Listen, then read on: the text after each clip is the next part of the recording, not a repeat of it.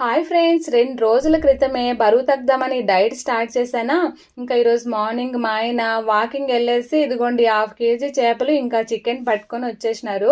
మా పెద్ద పాప చికెన్ తినలేదు, అందుకే తన కోసమని 1/2 kg చేపలు తెచ్చారు. ఇంకా మా చిన్న పాపకేమో చికెన్ అంటే భలే ఇష్టము. సో ఇంకా పిల్లల కోసం ఈరోజు మంచిగా టేస్టీగా కూరండు అని ఇంకా మా ఆయన చెప్పారనమాట. ఇంకా రాయలసీమ స్టైల్లో ఈరోజు 2 కూరలకి ఒకే రకంగా మసాలా నూరేసి విధంగా చేపల కూర ఇంకా చికెన్ కూర అయితే వండేశాను.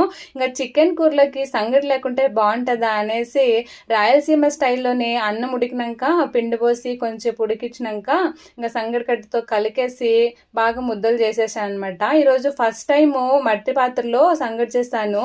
ఆ సంగటి మట్టి పాత్రలో ఉడుకుతా అంటే ఎప్పుడు తిందామా అని నోట్లో నీళ్ళు ఊరేసాయి. ఇంకా ఈ సండే అయితే ఇదిగోండి చికెన్ ఇంకా రాగి సంగటితో ఎంజాయ్ చేశాము.